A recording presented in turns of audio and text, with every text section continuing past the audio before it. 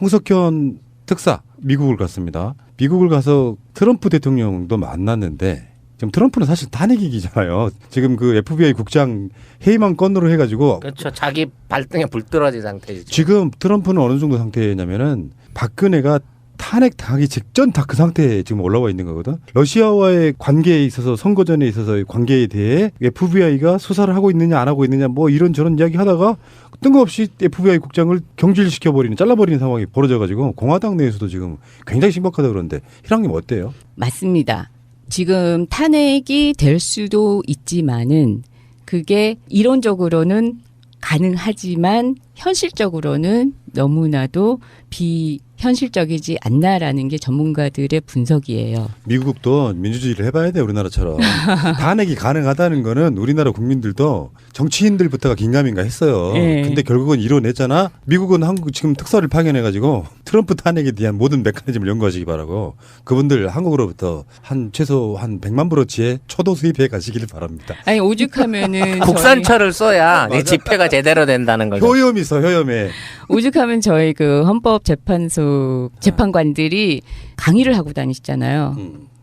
근데 미국 그 지인들이 어떻게 해야 되냐, 니들이 와가지고 그 특별 강의를 해야 되니 어떻게 해서 박근혜를 내렸는데 트럼프도 어떻게 하면은 내릴 수 있는 거에 대해서 특별 강의를 좀 하고 다니던지 해야지. 너무너무 살기 힘들어서 너무 힘들다라고 하더라고요.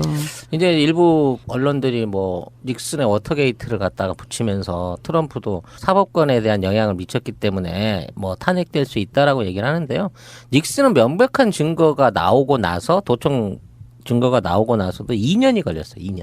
지금 있는 상황에서 트럼프는 명확한 증거가 없는 상황이기 때문에 지금 시작한다고 해도 시스템상 2년, 3년 이상 걸릴 거고요. 그럼 임기 절반 이상 날아가거든. 그렇게 되면 그때 가서 탄핵이 별 의미가 없는 상황이기 때문에 지금 크게 언론에서 또는 미국 안에서도 좀 자제하자는 분위기에 이제 막 뭔가 정책 해보려고 그러고 경제 살려보려고 하는데 지금 중국하고도 삐걱하고 잘 안 되고 있는 상황인데 여기서 더 흔들면 미국도 상당히 정치적으로 위기 또는 경제적으로 위기 올 수 있다는 내부적인 자성론이 있을 겁니다. 근데 어차피 아까 말씀한 시스템의 부분은 미국의 사법체계의 진행상 시간이 우리처럼 순식간에 이루어지는 게 아니라 최소 2, 3년 걸린다는 게 이제 첫 번째 문제인 거고. 우리나라도 비슷한 사건이 있었어요. 최동국 검찰총장의 그 사건이 바로 아주 유사한 거예요. 자기랑 관련된 사건을 수사하고 있는데 그 사람 옷을 벗겨버리는 사건하고 좀 유사한 거거든요.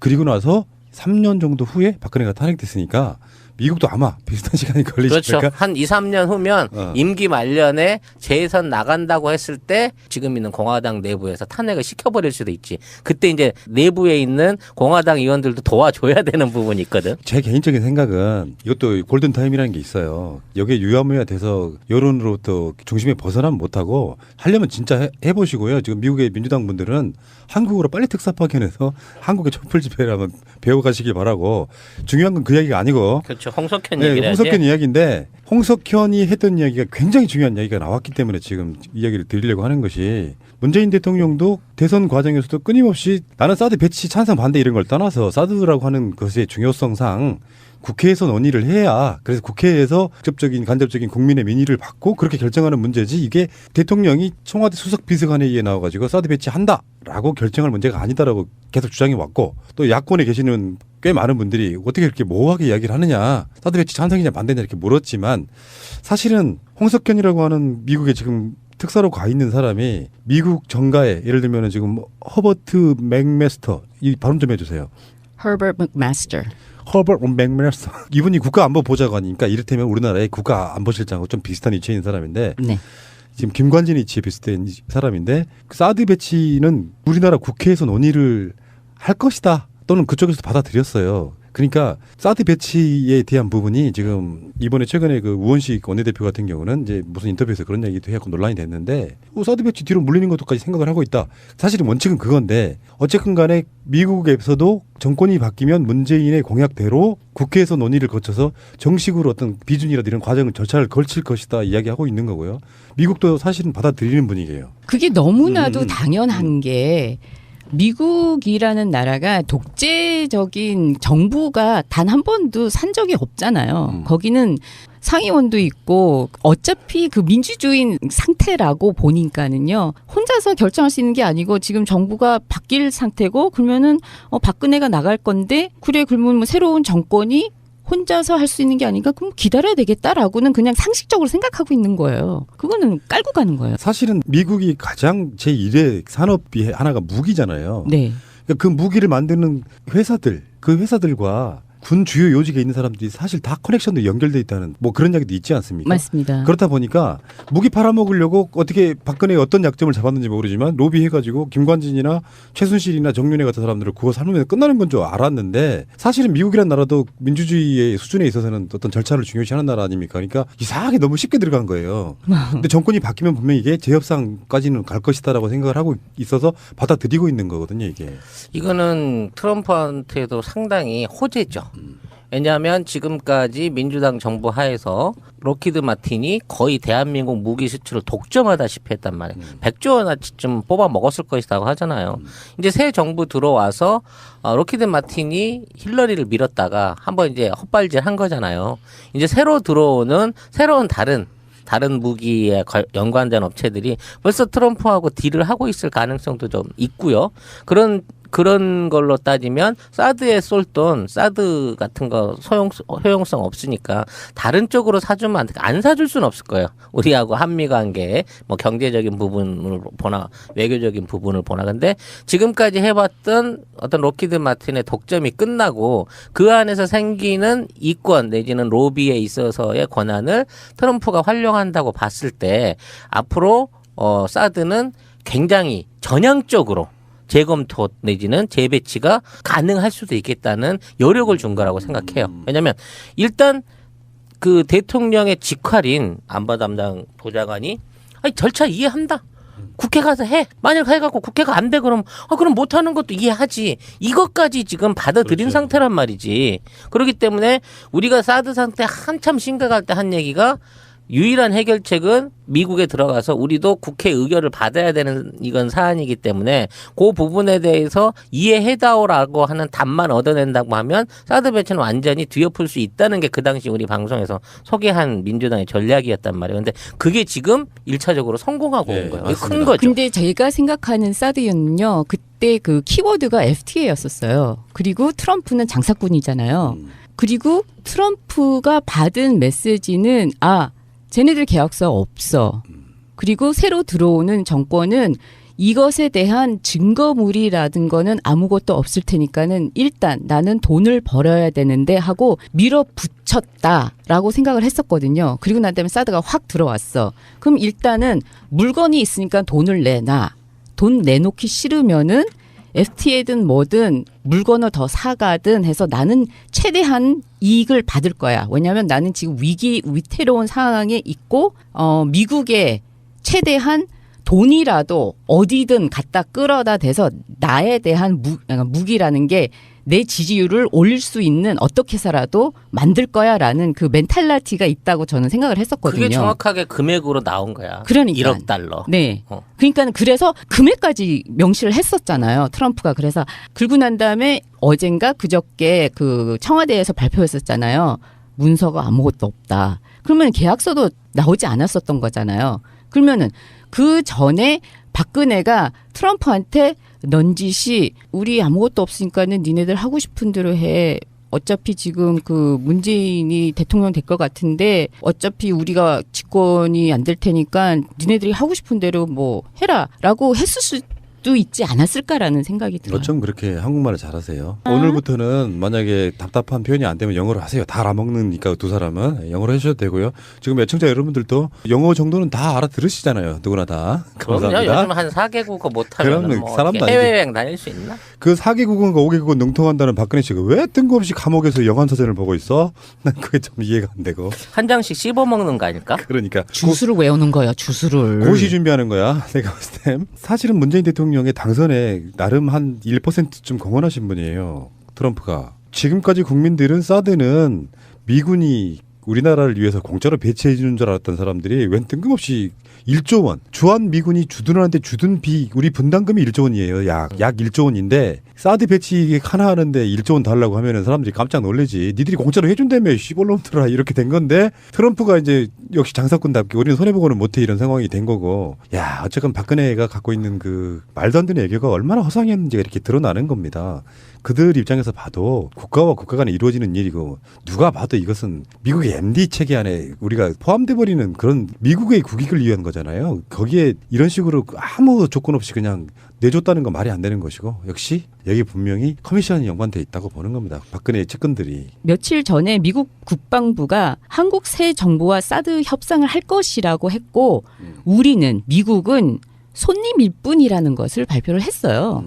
그러니까 손님일 뿐이라는 것은 이 사드에 대해서 말한 거거든요.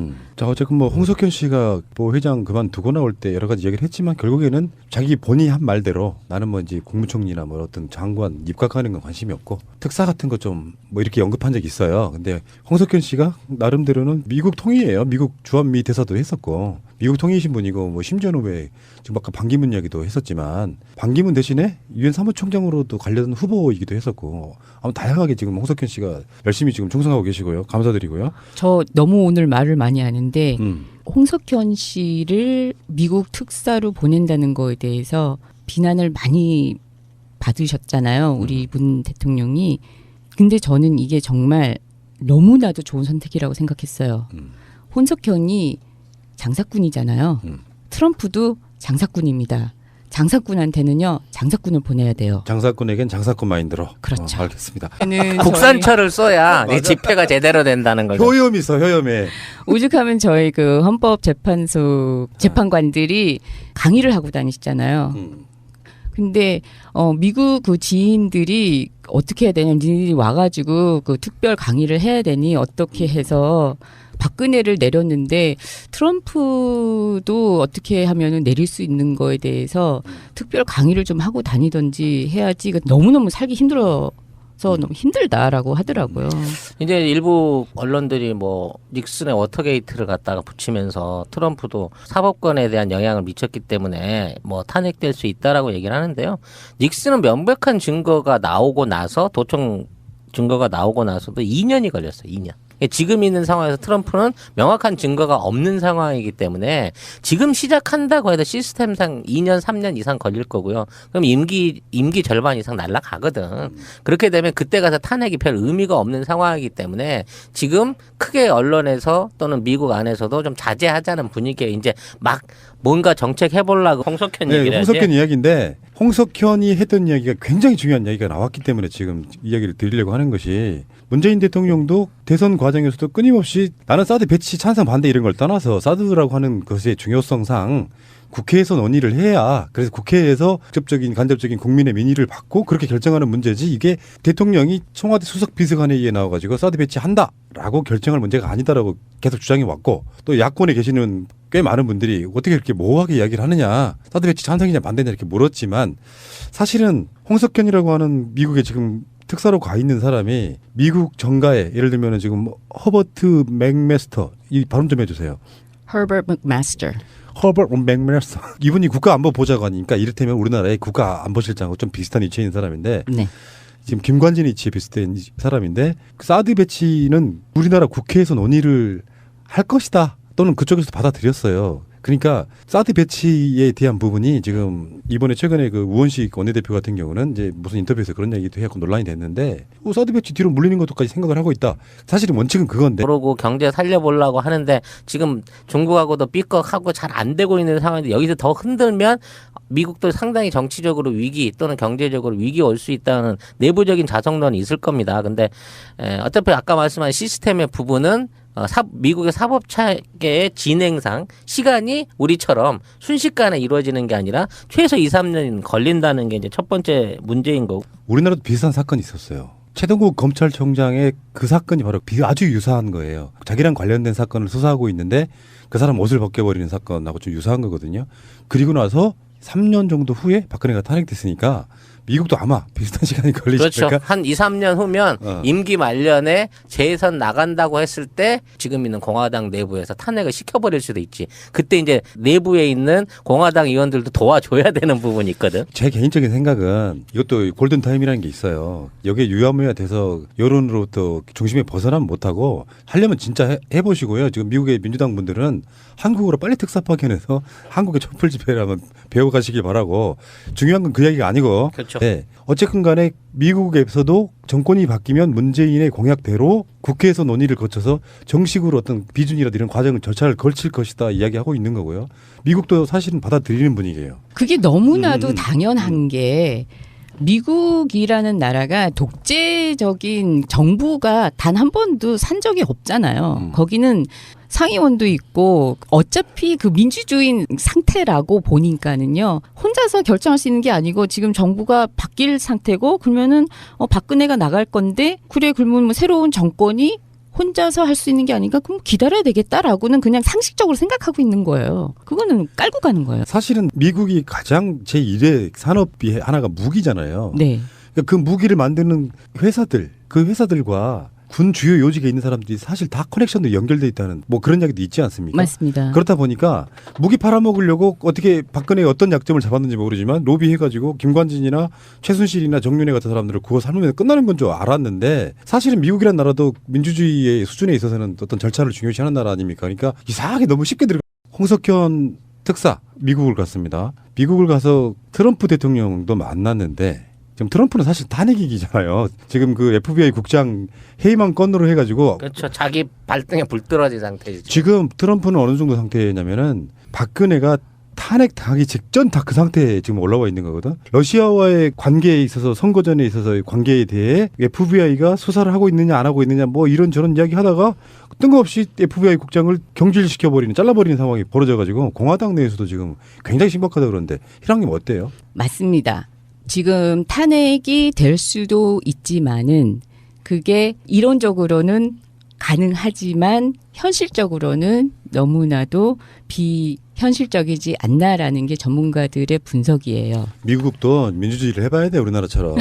탄핵이 가능하다는 거는 우리나라 국민들도 정치인들부터가 긴가민가 했어요. 네. 근데 결국은 이뤄냈잖아. 미국은 한국 지금 특사를 파견해가지고 트럼프 탄핵에 대한 모든 메커니즘을 연구하시기 바라고 그분들 한국으로부터 한 최소 한 100만 불어치의 초도 수입해 가시기를 바랍니다. 아니 오죽하면